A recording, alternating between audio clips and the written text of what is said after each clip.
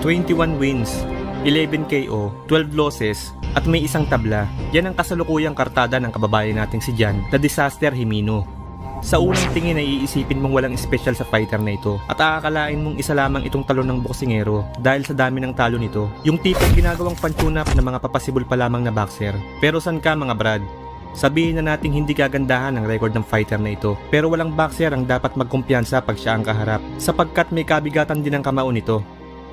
Sa katunayan mga brad, kung ating babalikan ang naging laban niya noong taong 2016, sa binibuild up na 19-0 undefeated prospect noon ng top rank na si Toka Canclari, ay nagawa nitong maka-score ng upset. Ito ay matapos niyang inakaut sa unang round ang undefeated prospect.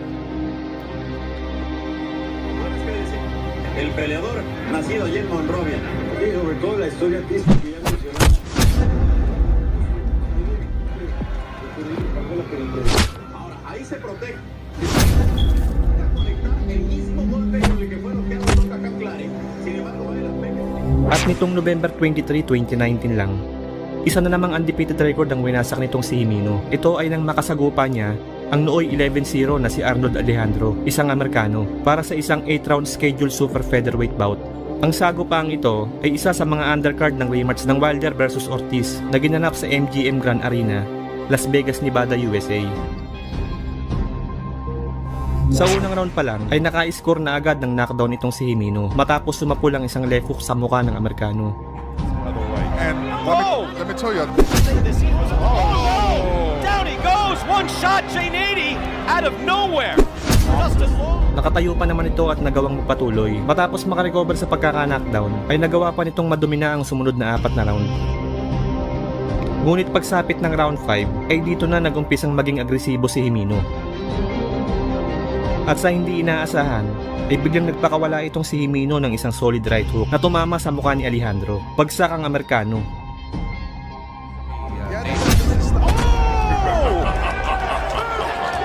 I told you. that was pathetic. I don't think he's gonna get up, Felix. It's all over. John Himino, one-punch knockout, flatlines Alejandro here at the MGM.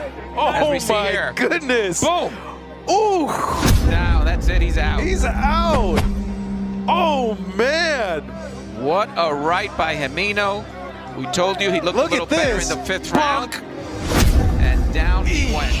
What a knockout! He knew right away. Sa pagkakataong ito ay hindi na nakatayo ang undefeated prospect at naka-score na naman itong si Himino ng isang upset sa ikatlong pagkakataon. Panalo ito via knockout sa round 5.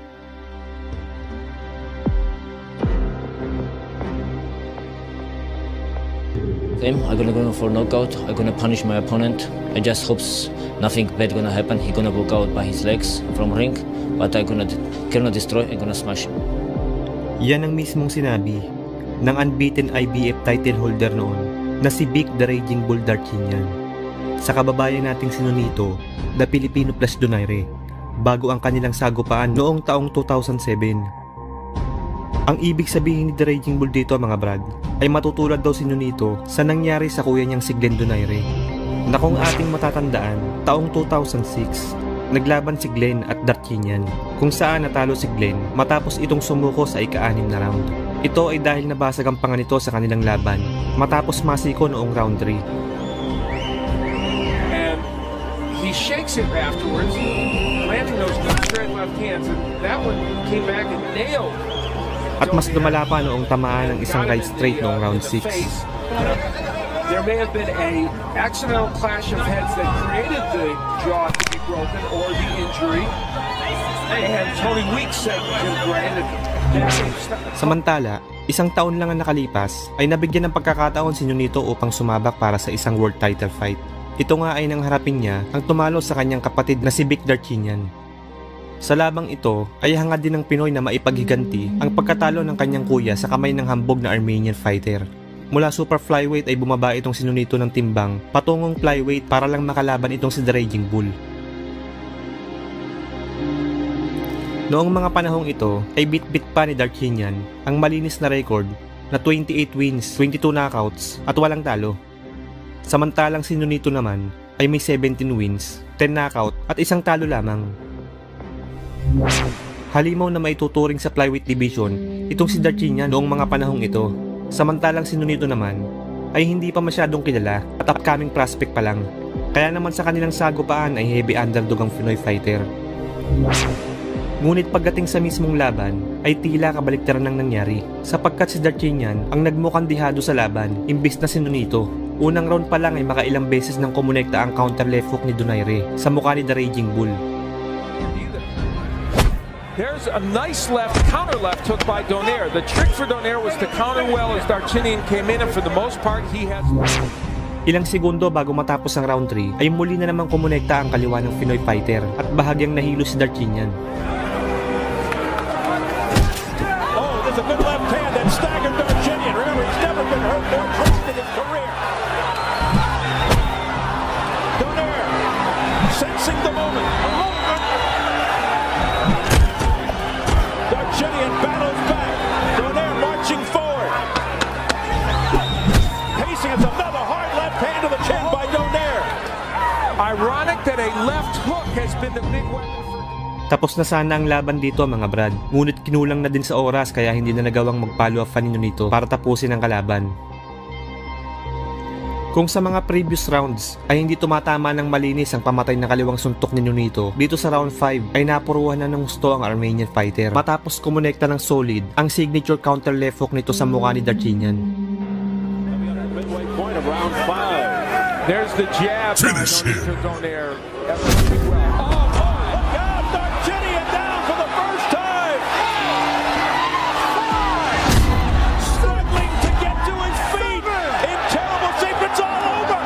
It's all over. Nonito Donaire has pulled off the monstrous upset in emphatic fashion.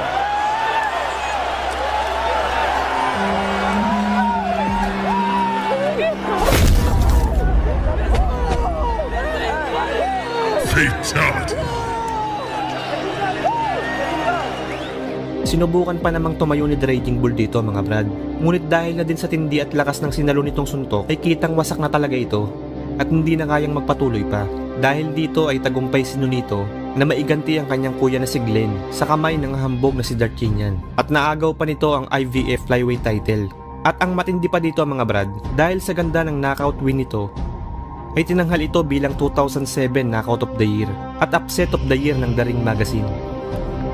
Taong 2015, nang makasagupan ng kababayan nating si Eden Sonsona, ang undefeated knockout artist at isa sa mga top prospect noon sa super featherweight division na si Adrian Diamante Estrella, isang Meksikano, para paglabanan ang bakanting WBC International Silver Super Featherweight title. Sa sagupaang ito ay 40-1 betting favorite ang undefeated Mexican fighter na ang ibig sabihin ay halos lahat ng manonood ay inaasahan na magiging isang madaling laban lang ito para sa Meksikano. Sapagkat sa kartada pa lang nitong 22 wins with 20 knockouts at walang talo ay talaga naman iisipin mong medyo tagilid dito ang dayong Pinoy fighter. Ngunit sa mismong laban, ang inaasahan ng lahat na isang easy fight para sa undefeated Mexican fighter ay mauuwi pala sa isang huge upset para sa heavy underdog na Pinoy. Hindi umubra ang pagiging knockout artist nitong si Estrella kay Sonsona. Kahit ang height and reach advantage nito o ang home court advantage man ay walang naitulong sa kanya sa laban. Dahil nasa kanya man ang halos lahat ng advantage, baliwala naman ito kay Sonsona sapagkat tila alam na ni Sonsona ang galawan ni Estrella bago pa man magumpisa ang laban. In short, advance mag-isip itong si Sonsona. Unang round pa lang ay makikita na ang lakas ng Pinoy fighter. Napabagsak pa nga nito ang Meksikano matapos tamaan ng isang right hook.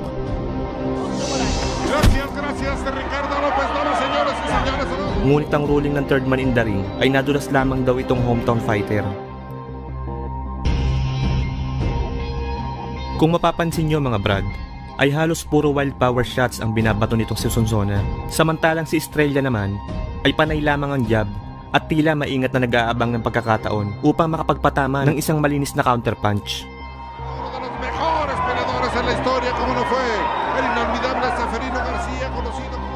Bagamat heavy underdog si Sonsona sa labang ito, ay pinatunayan naman ito sa lahat na ang ginawa ng kampo ng Meksikano na pag-cherry pick sa Pinoy fighter ay isang napakalaking pagkakamali, sapagkat ang inaakala nilang easy fight at pataba lamang sa kartada ni Estrella na si Sonsona ay siya palang magbibigay bangungot at wawasak sa malinis na kartada nitong undefeated Mexican prospect. Estrella, aquí lo vemos bien identificado con un calzoncillo negro y botines negros. Halos 11 segundo pa lang ang nakakalipas nang mag-umpisa ang ikalawang round ay sumapol ang isang napakalakas na looping right hook sa panga ni Estrella. Vámonos para ese segundo asalto. Guillermo Schutz García. Gracias, gracias, Pino. ¡Qué vamos, Inicia! ¡Qué terrible golpe! ¡De parte de Sonsona! Decíamos que con el volado venía a derrotar al mexicano y está tapándose todo por demás. Y está perdiendo un invicto increíble, increíble. ¡Qué sorpresa se está dando aquí en San Luis Potosí! Decíamos, el vino a noquear al mexicano que estaba soltando puros volados de izquierda que buscaba conectar a Adrián Estrella. Gulat na gulat at tila hindi makapaniwala ang mga Meksikanong fans ni Estrella at napatayo pa nga ang mga ito sa kanilang inuupuan matapos bumagsak ang pambato nila sa lona. Sinubukan pa naman bumangon ni Estrella, ngunit sa kasamaang palad ay agad ding inihinto ng referee ang laban dahil sa tindi ng pinsalang natamo nito. Matapos maagaw ng tinaguriang angas ng Pinas, John Riel Cuadro Alas Casimero ang IBF World Flyweight title sa madayang undefeated Thai fighter na si Amnat Ruwenrueng noong taong 2016. Oh, look at that! And a traded hook. Counter left hook. Amnat's was blocked, but Casimiro's landed flush on the chin. And then finally, the left hook to the body. 1, 2, 3. Ay muli itong isinagupa sa isa pang undefeated fighter. At ito ay sa tiga UK na si Charlie Edwards, isang dating European bronze medalist na may malawak na karanasan pagdating sa amateur boxing, kung saan nagawa nitong manalo ng ilang gintong medalya sa Great Britain at English national competitions. 2015 nang mapasa kamay nito ang Regional English Flyweight title at matapos nito ay ang WBC International Silver Flyweight title nang talunin nito ang kapwa Briton na si Luke Wilton via unanimous. Noong mga panahong ito ay bit-bit pa ni Edward ang malinis na kartadang 8 wins, 3 knockouts at walang talo. Samantalang si Casimero naman ay may 22 wins, 14 knockouts at 3 talo. Ito ang unang pagdepensa ng Pinoy sa kanyang titulo. Marami ang nagsasabi noon na masyado pang maaga para sumabak itong si Edward para sa isang major world title fight. Ngunit ayon mismo sa Briton ay kaya na daw niya at kumpiyansa siya na kaya niyang umiskor ng isang upset sa laban. I feel ready, I'm confident I can do the business. I've looked at Casimiro and I really do believe that I'm going to take that title away from him and I'm going to take it in style. I'm going to introduce myself to the world scene on Saturday. At sa mismong weigh-in nga bago ang kanilang sagupaan ay inangasan pa nito si Cuadro Alas.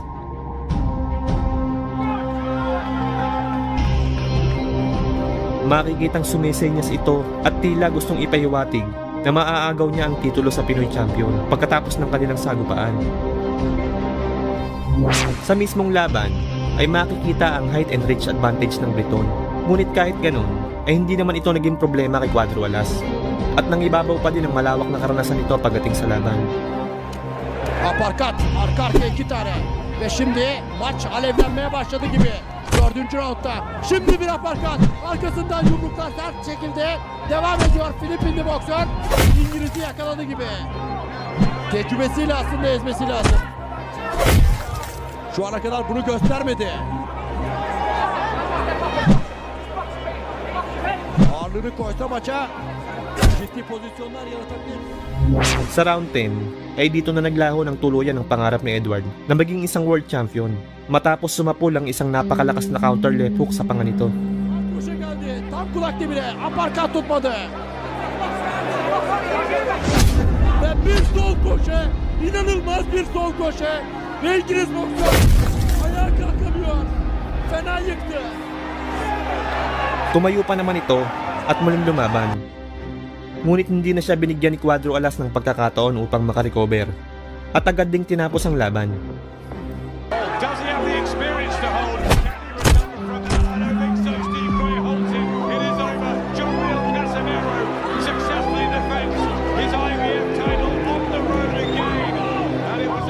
Taong 2015, nang maganap ang pinakaunang laban sa bansang Amerika ng kababayan nating undefeated prospect na si Mark Magnifico Magsayo upang depensahan ang kanyang IBF Youth Featherweight title sa kapwa undefeated na si Yardley Armenta Cruz o mas kilala sa alias na Yardley Suarez, isang Meksikano.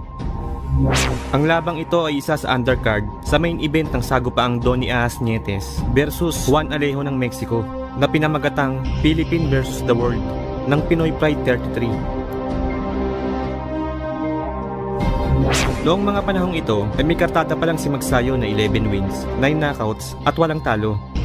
Samantalang si Suarez naman ay may record na 13 wins, 8 knockouts at walang talo. Kung mapapansin nyo mga brad, ay halos hindi nagkakalayo ang kartada ng dalawang fighter na ito. Medyo lamang lang ng konti itong Meksikano pagdating sa experience. Kaya naman marami noon ang nagsasabing big test talaga ito para sa Pinoy fighter at hindi ito magiging isang madaling laban sapagkat may lakas din talaga itong si Suarez. Idagdag mo pa ang tapang at angas nito sa ibabaw ng ring. Kung atin nga babalikan bago ang kanilang sagupaan, sa kanilang press conference ay nagpahayag itong si Suarez ng isang matinding statement na siya daw ay nangangako na inanakot niya raw si Magsayo sa second round ng kanilang laban.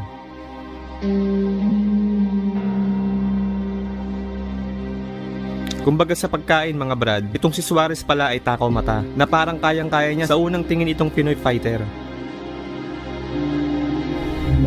Ngunit ang hindi alam nitong si Suarez ay tila na biktima pala ito ng sinasabi nilang expectation versus reality sapagkat ang expectation nito sa laban ay ito.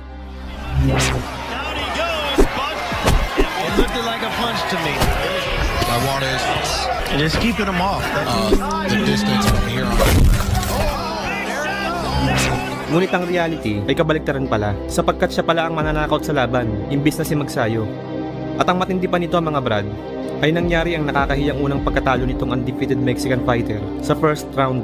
Halos 1 minuto pa lang ang nakakalipas sa laban nang biglang magpaulan itong si Magsayo ng machine gun na kombinasyon. Bagsak agad si Suarez mga brad. Nasasaktan, but you have to be aware kasi malakas dito si Suarez. His record good overhand is out. What left to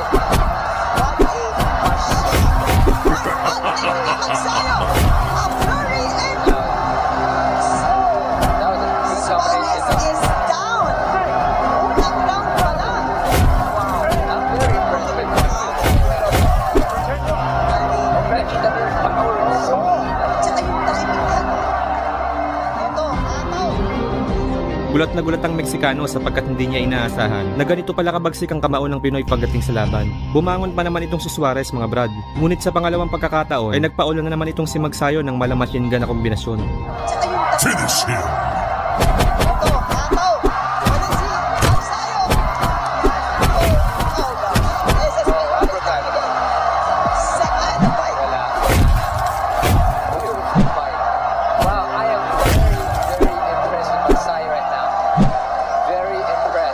Flawless victory.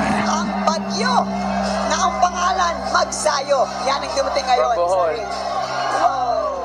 Dahil dito ay tagumpay si Magsayo na madepensahan ng kanyang IBF Youth Featherweight title. Samantalang si Suarez naman ay umuwing luhaan pabalik ng Mexico. I win.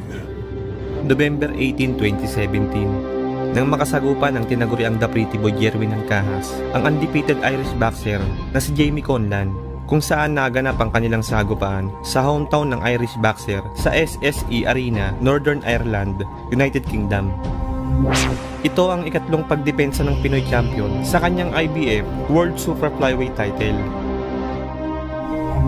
Bago ang kanilang laban, sa kaparehong taon, ay 2 beses munang nadepensahan ng Pinoy ang kanyang titulo. Ito ay kina Jose Alfredo Rodriguez ng Mexico at sa Hapon na Steiro Konoshita. Samantalang si Jamie Conlan naman ay nagkaroon lamang ng isang laban noong taong 2017 bago harapin ng Pinoy champion. At ito ay sa Nicaraguan boxer na si Yadir Cardosa kung saan napanalunan nito ang bakanting WBC International Silver Super Flyweight title. Maliban dito, ay may malawak ding karanasan sa amateur itong undefeated Irish fighter. 2014 nang mahawakan nito ang bakanting WBO European Super Flyweight title. Sunod ay ang WBO Intercontinental Super Flyweight title. at ang Commonwealth Super Flyweight title noong taong 2016. May record itong si Conlan noon na 19 wins, 11 knockouts at walang talo. Samantalang si Ancajas naman ay may 27 wins, 19 knockouts, isang talo at isang tabla.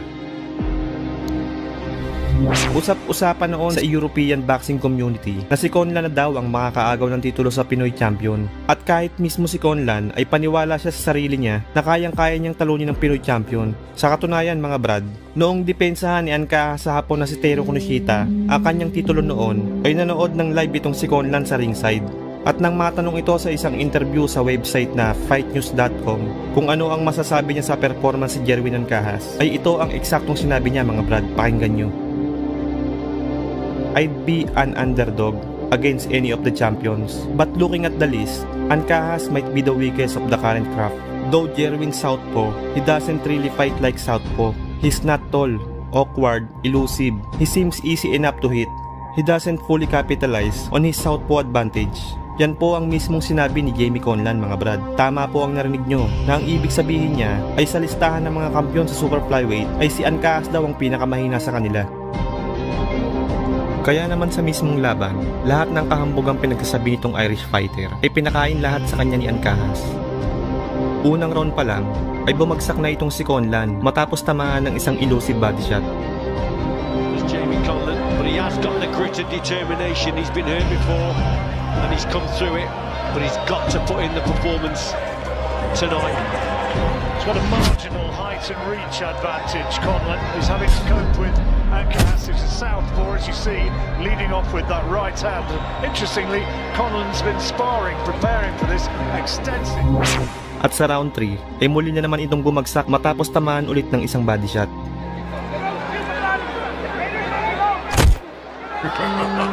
That's a body shot again. Conlan thought momentarily was going to go down. Now a huge body shot's coming in again, and this time he does go down. That one shot didn't even hurt him to the body. Here it is, it's just a straight left hand. But Conlan, he recovers. But then that's the green light then, isn't it, for Ancajas, just to target that body. And he just couldn't take that shot there. That's the straight left, solar plexus.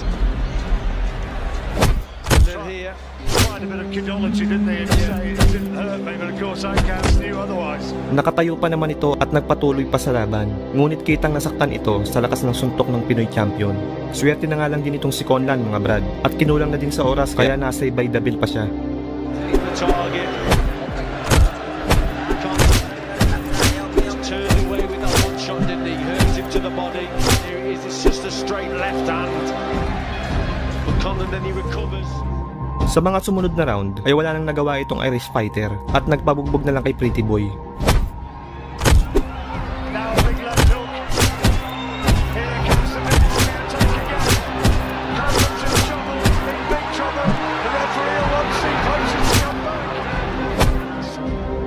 Ilang segundo bago matapos ang round ay muli na naman itong bumagsak matapos tamaan sa bodega.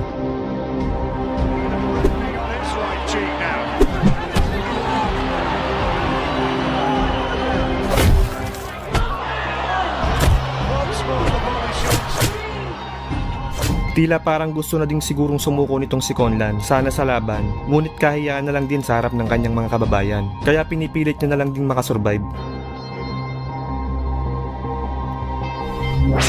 Pagsapit ng round 6, ay muli namang bumagsak itong si Conlan, ngunit sa pagkakataong ito ay tinigil na ng third man in the ring ang laban, dahil wala talagang kaya itong si Conlan sa Pinoy Champion. Straight left hand. Down he goes again. Right hand this time.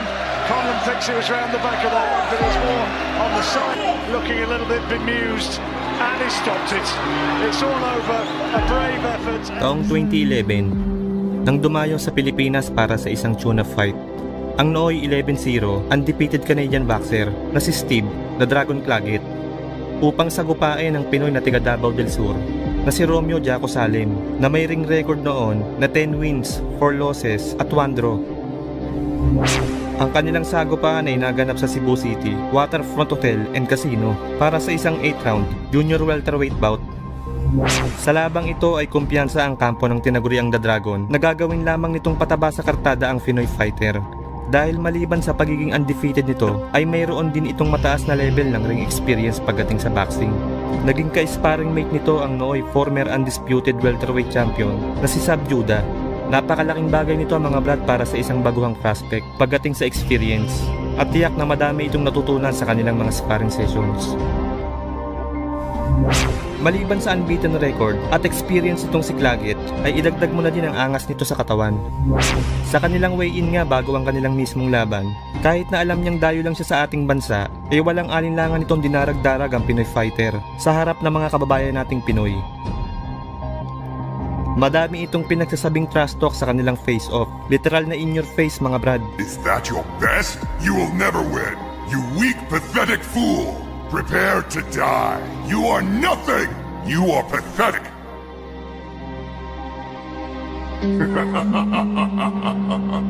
Ngunit kahit ganon, okay lang. Baliwala naman ito kay Jacko mga brad, sapagkat hindi naman niya ito naiintindihan kasi English.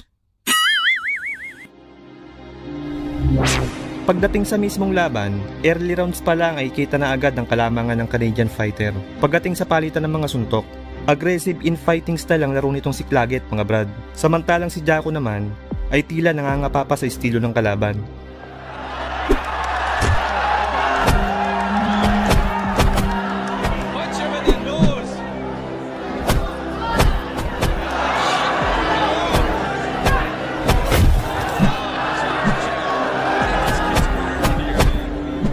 Pagsapit ng round 3, ay dito na nagawang maipamalas ng tinaguriang The Dragon ang bagsik ng kanyang mga kamao, matapos nitong pabagsakin si Jacko ng 2 beses.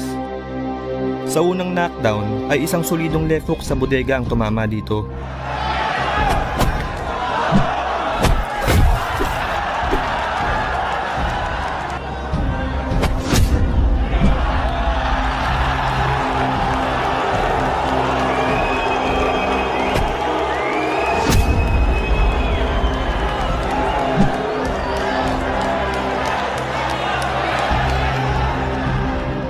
Ilang sandali lamang ang nakalipas, sa ikalawang pagkakataon muli ay isa na namang left hook ang kumonekta sa katawan ng Pinoy fighter.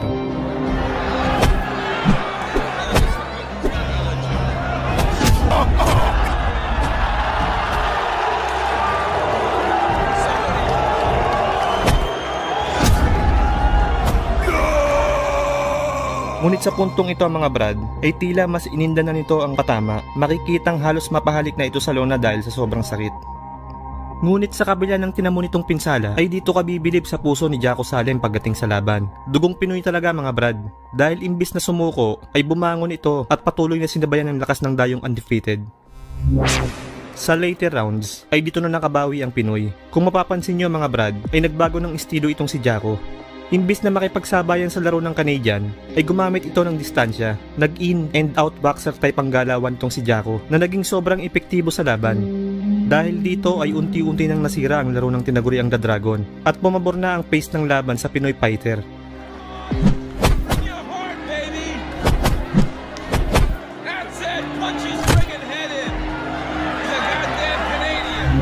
Pagsapit ng round 8 ay mas tumindi pa ang palitan ng suntok ng dalawang mandirigma. Pero sa mga huling minuto ng round ay mas nanaig pa din ang lakas ng Pinoy sapagkat hindi na nito pinaporma ang tinaguriang The Dragon.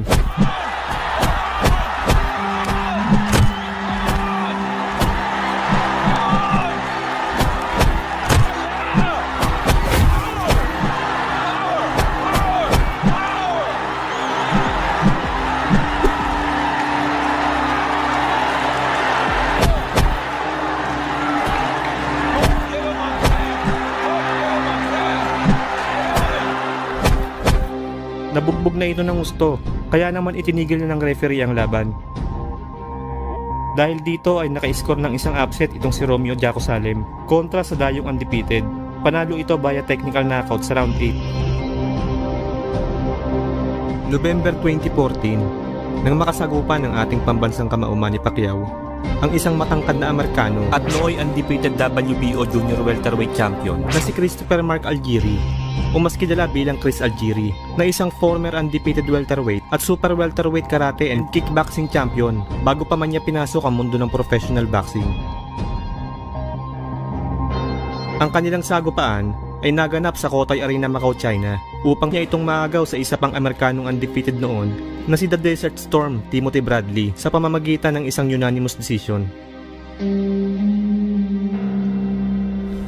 Sa kanilang sagupaan ay underdog si Algieri sa laban.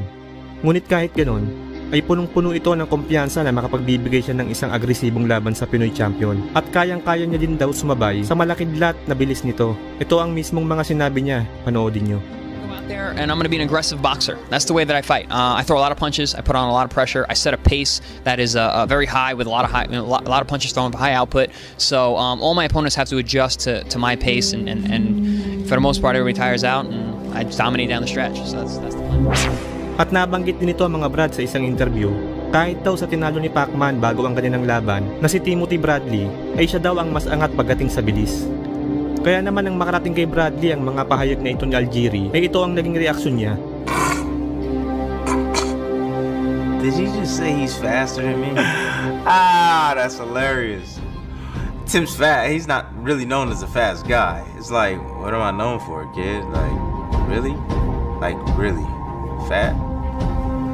Oh, man. He gonna learn November 22nd, what fast is all about. Manny Pacquiao, lightning fast feet, reflexes, angles. He gonna see what that's like. He definitely is. Good luck to him though, man. Good luck to him. Tama po ang narinig nyo mga Brad. Pinagtawanan lamang ni Bradley itong hambog na si Algieri at binalaan niya pa ito sa nalalapit na laban niya noon kontra sa ating pambansang kamao. Nasabi niya na sa laban daw nila ay doon niya malalaman kung ano ba ang tunay na ibig sabihin ng bilis kapag nakaharap niya na ang isang Manny Pacquiao sa ibabaw ng ring.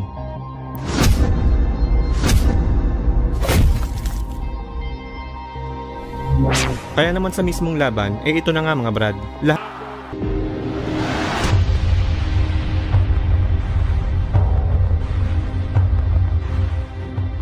March 2018, nang makasagupan ng kababayan nating si Eugene Rambo Lagos, ang American undefeated super bantamweight prospect na si Emilio The Kid Sanchez para sa isang 8-round super bantamweight bout na ginanap sa Fantasy Spring Casino, Indo, California, USA. Bago ang kanilang sagupaan, ay bit-bit ni Sanchez ang malinis na kartadang 15 wins, 10 knockouts at walang talo. Nakilala ito dahil sa kanyang power punches.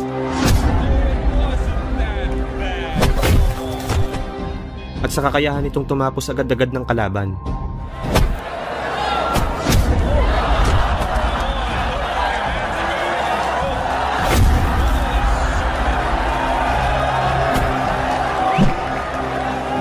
Kaya naman dahil dito ay naging daan ito upang mapansin at mapabilang itong si Sanchez sa mga bigating prospect noon ng Golden Boy promotion.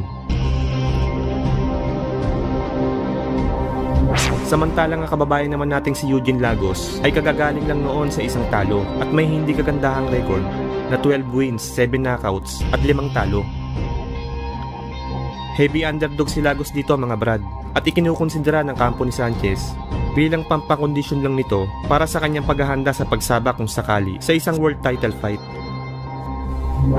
Sa labang ito, bagamat walang naniniwala noon na mananalo ang dayong Pinoy fighter, ay hindi naman ito pinanghinaan ng loob sa laban.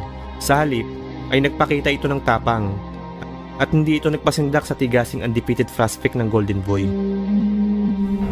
Unang round pa lang, ay makikita na agad ang magandang head movement nitong si Lagos.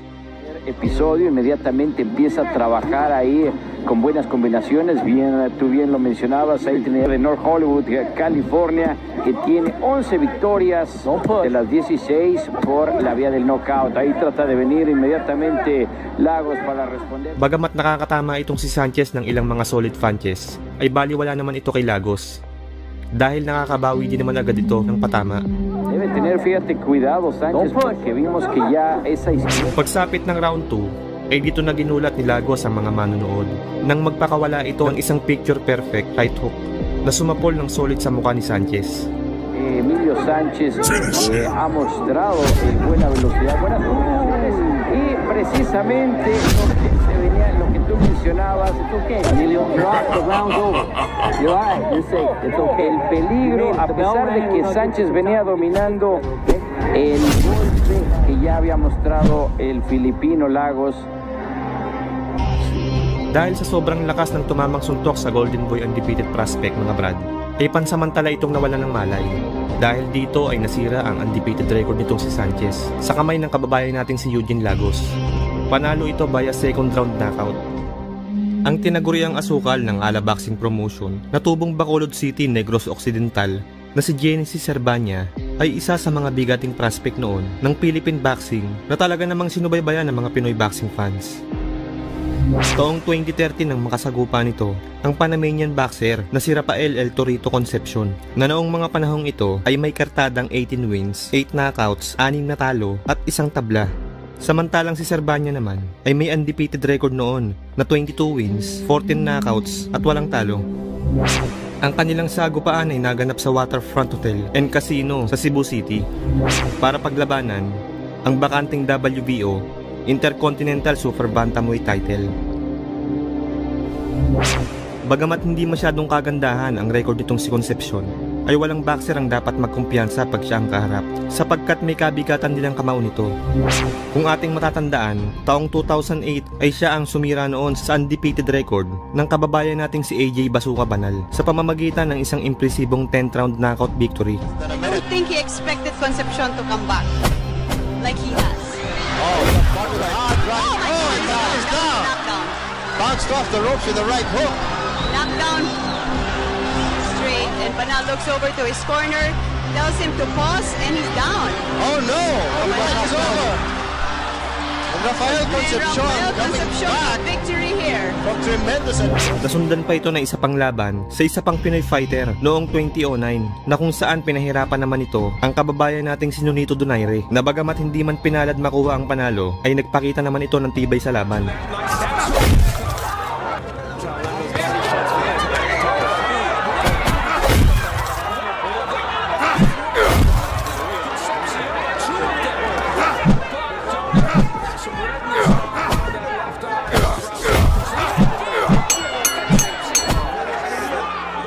Kaya naman dahil sa mga labang ito ay nagkaroon ito ng mataas na kumpiyansa sa kanyang sarili na madali niya lang daw matatalo ang undefeated Pinoy fighter.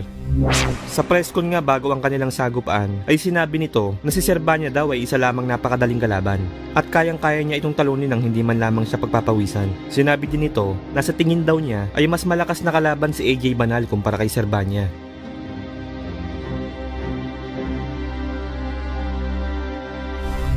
At ang matindi pa nito mga brad ay nagdala pa ito ng unan sa kanilang press con at sinabing kakailanganin daw ito ni Serbania kapag pinatulog niya na ito sa laban. Dahil dito ay mukhang hindi nagustuhan ng Pinoy fighter ang mga kahambogang pinagsasabi ng dayong kalaban. Kaya naman pagdating sa mismong laban, unang round pa lang mga brad, nagpakawala ito ng mga solidong patama na kung titignan ay mababakas ang bigat sa bawat suntok na tila ba gustong ipahiwatig. Natuturuan niya ito ng leksyon dahil sa kayabangan at para ipaghiganti na din ang kasamahang boksingero sa Ala Promotion na si AJ Bazooka Banal.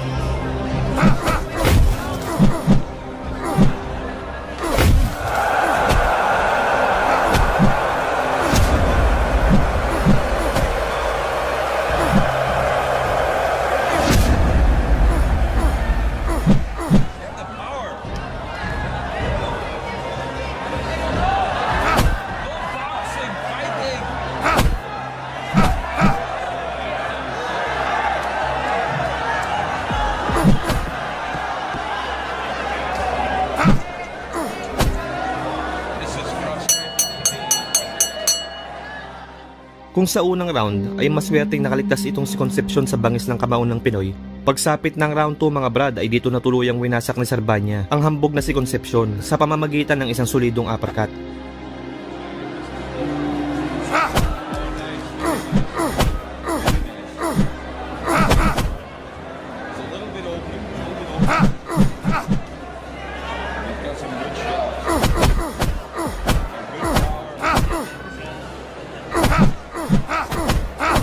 Finish him.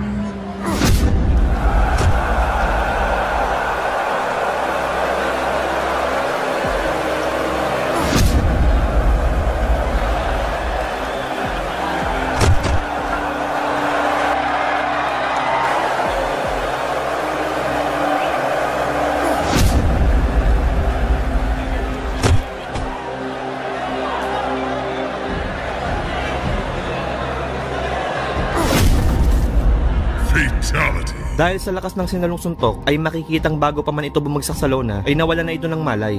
Kaya naman dahil dito ay agad itinigil ng third man in the ring ang laban.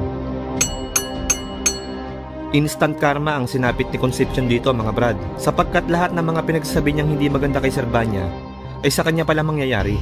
Kaya naman sa puntong ito ay tila napagtanto na ni Concepcion na isa palang napakalaking pagkakamali ang insultuhin at maliitin ng Pinoy pagdating sa laban.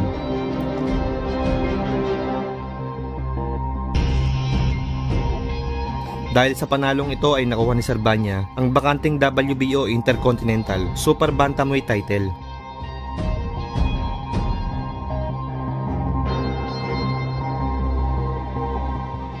February 4, 2012, nang makasagupan ng kababayan nating si Nonito Donaire, ang mayabang na Puerto Rican boxer na si Wilfredo Papito Vasquez Jr., anak ng former 3 Division World Champion na si Wilfredo Vasquez Sr. para paglabanan ang bakanting WBO World Super Bantamweight title.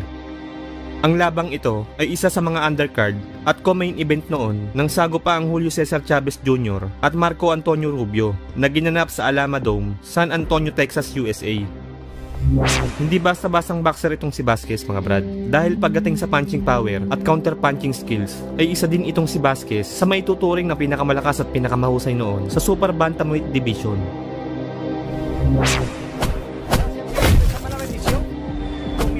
Que se han trabajado muy duro con Ángel Martínez, que estuvo 16 semanas conmigo en el gimnasio metido y me enfrenté a una gran leyenda y eso es lo único que me ha llenado de orgullo. Sa katunayan mga brad, kung ating matatandaan, itong si Vasquez ay ang dating nakalaban at nagpalasap ng kauna-unahang talo noon via knockout sa kababayan nating si Marvin Sonsona.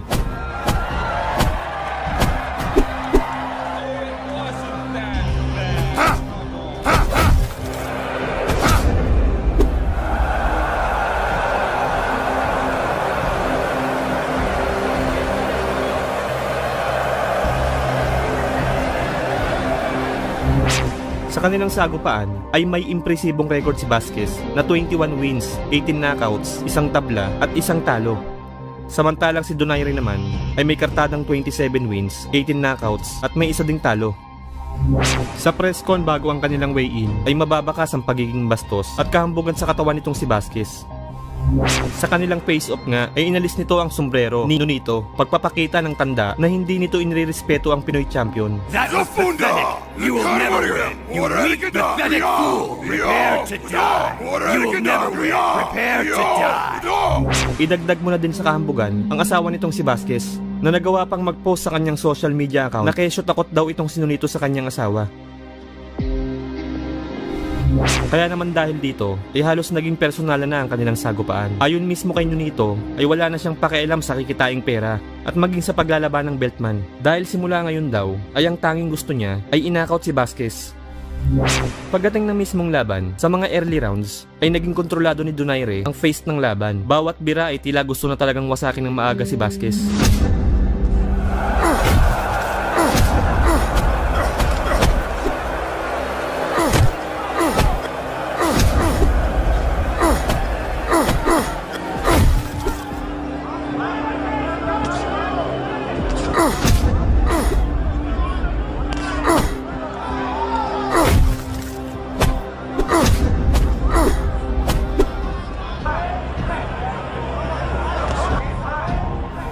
Pagsapit ng round 5, ay dito na medyo nakabawi si Vasquez nang makapagpatama ito ng ilang solidong kombinasyon.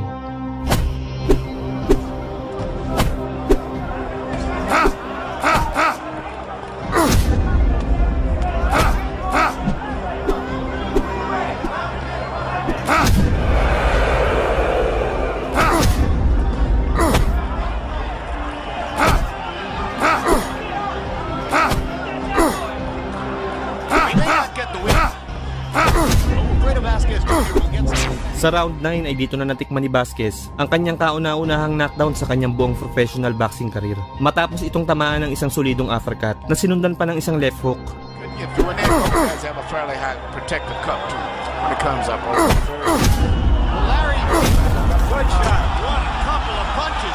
Tremendous uppercut and the left hook put it down. And really, all the time, Vasquez had his hand up. He found a hole between the gap. That's because of very accurate First time Wilfredo Vasquez Jr. has been down in his professional career. And there we saw some signs of that quick-handed power. But Vasquez seems Nagawa pang makasurvive ni Vasquez dito ang mga Brad at nagawang matapos ang 12 round. Maswerte ito sapagkat nagka-injury sa late rounds ang kaliwat kanang kamao ni Donaire kaya hindi na nito nagawang tapusin ang laban sa pamamagitan ng knockout. It was a remarkable combination though.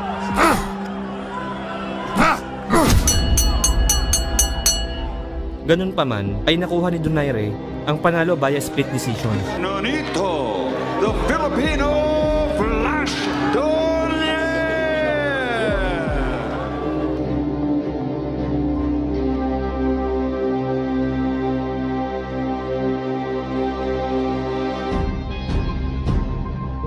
Sa ating kasalukuyang panahon, maliban sa ating pambansang kamao Manny Pacquiao, ay si Floyd Mayweather Jr. ang isa sa itinuturing na greatest of all time ngayon pagdating sa larangan ng sports na boxing.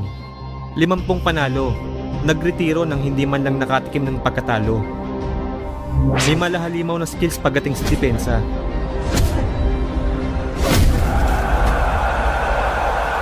Kaya naman kahit sinong kalaban ay hirap kapag siya ang kaharap.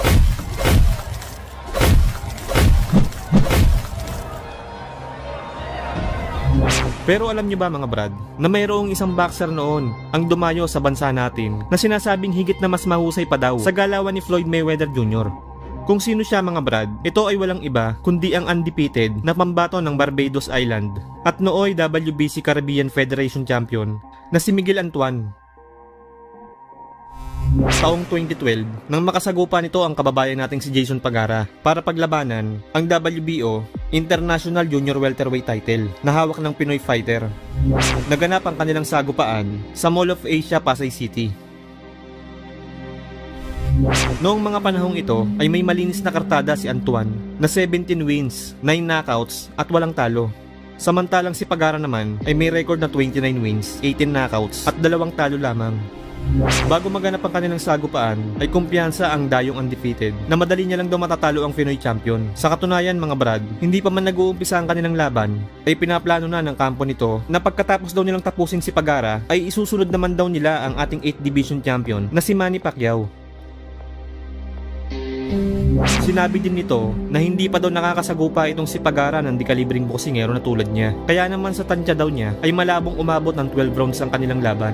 Dagdag pa nito ay kuwang-kuha daw niya ang galaw ni Floyd Mayweather Jr. Ngunit ang kaibahan nga lang daw ay mas mabilis at di hamak na mas malakas siyang sumuntok kaysa kay Mayweather. Easy fight lang daw itong si Pagara mga Brad. Ngunit pagdating sa mismong laban, unang round pa lang ay tila naging alarm clock na ang mga kamao ni Pagara dahil sa lakas ng patama na gumising sa malalim na panaginip nitong Barbados fighter. Halos 1 minuto pa lang ang nakakalipas nang sumapol ang isang left hook sa may bandang temple ng ulo ng dayong undefeated. 18K. Good left. He hurt him with that left. Sa lakas ng suntok na tumama dito, ay tila bahagyang natauhan itong si Miguel Antuan na iba pala talaga ang Pinoy fighter kapag mismong kaharap mo na sa ibabaw ng ring. Seryosohan talaga to. Dalawa. Earlier in the locker, so he was speaking to their psychologist na talk to the psychologist now. That's a good straight for Antuan. Barbados and they play cricket, but he looks like a fairly decent boxer. He is a very decent boxer. Makikita mo marunong sa mag-counter eh. Oh. Yeah, look at that muscle. They're very evenly, no? They're very evenly. Yung style nila eh. Marunong mag-counter. They're not overly fast. Halos 30 segundo bago matapos ang round 1 ay dito na sumapol ang malahalimaw na kanan ni Pagara sa mukha ng dayong undefeated. Philippines in red, Barbados naka-blue. The crowd is liking this fight. Oh, down. Running with the left. Knockdown para kay Pagara from the Philippines. I guess he's not better than Pacquiao or Mayweather, no? Wala na eh. It's it. It's over. First round. Oh. Wow. So, I thought it was going to be closer than that. Sabi niya, he wants to challenge Pacquiao, and sinabi niya, he's better than Mayweather. Oh, the weather was something wrong with the weather. Sa sobrang lakas ng tumamang suntok ay nahilo ito ng gusto at hindi na nagawang bumangon pa. Dahil dito ay tuluyan na nga nagising itong sinasabi nilang The Next Mayweather Jr. sa kanyang mahimbing na pagkakatulog. At ang pangarap niyang mega showdown sa ating pambansang kamao ay naglaho ng parang bula. Ang inaakala niya kaninang isang pusa lamang na Pinoy fighter ay isa palang mabangis na leon pagdating sa ibabaw ng ring. Dahil sa sobrang kayabangan ay nauwi sa isang masaklap na kahihiyan ang sinapit ng dayong si Antoine sa kamay ng Pinoy. Kaya naman matapos matalo kay Pagara mga brad, ay tila inalat na ang boxing career nitong si Antoine. Nagkaroon pa ito ng 3 sunod-sunod na laban na lahat ay puro talo. Kaya naman tuluyan na itong nagretiro sa boxing.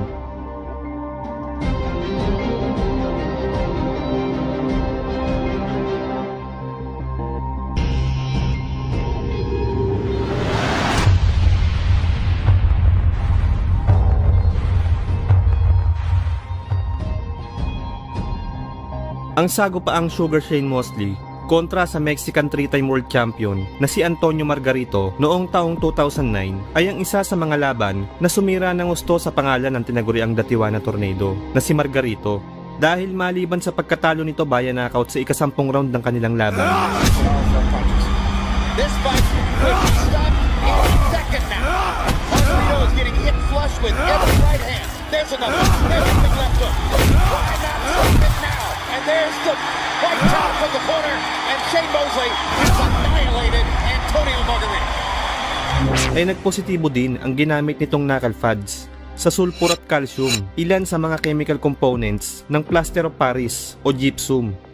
Bawal ito sa boxing mga brad, sapagkat kapag nabasa ito ng pawis ay tumitigas ito gaya ng sa semento. Kaya naman ang resulta, nasuspinde ng California State Athletic Commission si Margarito at ang trainer nitong si Javier Capetillo. Dahil sa pangyayaring ito, pati ang naging magandang panalo niya noon kontra sa nooy undefeated pa na si Miguel Cotto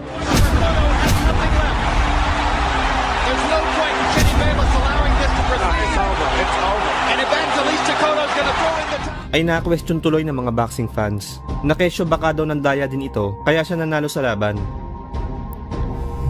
Kaya naman upang makabawi sa sinapit na kahihiyan at para na din ma-restore ang kanyang pride bilang isang boxer ay muli itong nabigyan ng pagkakataon para sumabak para sa isang bigating laban. Taong 2010 nang makasagupa nito ang nooy pound for pound at prime version ng ating pambansang kamao Manny Pacquiao. Ang kanilang laban ay naganap sa Cowboy Stadium, Arlington, Texas, USA para paglabanan ang bakanting WBC Super Welterweight title. Bago maikasa ang kanilang laban, ang makakasagupa sana dito ni Pacman mga brad ay si Floyd Mayweather Jr. Ngunit hindi po ito natuloy matapos hindi magkasundo sa negosasyon. Kaya naman mula 147 pounds welterweight division ay umakyat na lang ito ng 154 pounds junior middleweight division upang harapin nga itong si Antonio Margarito. Sa sagupaang ito ay hangad ng ating pambansang kamao na maging isang 8 division world champion. Samantalang itong si Margarito naman ay upang maibalik ang kanyang nasirang pangalan sa boxing dahil naniniwala ito na kung matatalo niya ang Pinoy champion ay makakalimutan na ng mga tao ang mga pandarayang kanyang ginawa at ang tanging maaalala na lang nila ay kung papaano niya winasak si Manny Pacquiao. Sa kanilang bakbakan, bagamat underdog itong si Margarito mga brad, ay kumpiyansa ito na makaka-score siya ng isang upset sa kanilang laban. Marahil iniisip niya siguro na masyado siyang malaki kumpara kay Pacman. Bago ang kanilang sagupaan, bagamat alam naman itong si Margarito na hindi pa natatalo sa kanyang huling 12 laban ng ating pambansang kamao, kontra sa mga mas malalaking kalaban gaya nila Oscar De La Hoya, Miguel Cotto, at Joshua Clottey.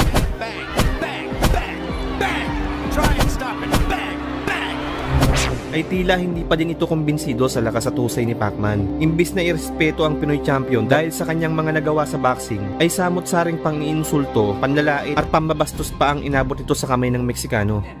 Who's gonna win? Pacquiao or Margarito? Margarito. Yeah. Alright. Yeah. Who's that?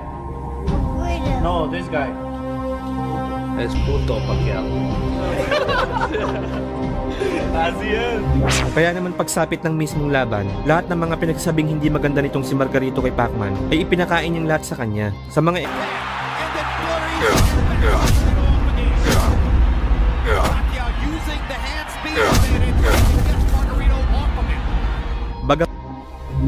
Sa middle rounds ay nagumpisa ng mamaga ang kanang mata ni Margarito dahil sa dami ng suntok na tumatama sa mukha nito. Sa round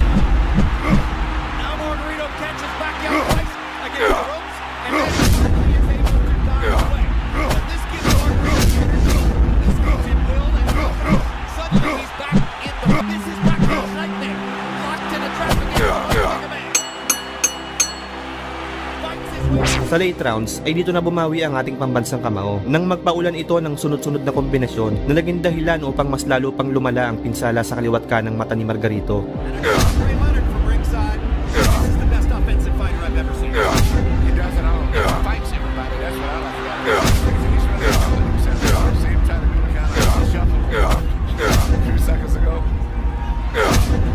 Kaya naman din ang pinsala sa mukha ni Margarito.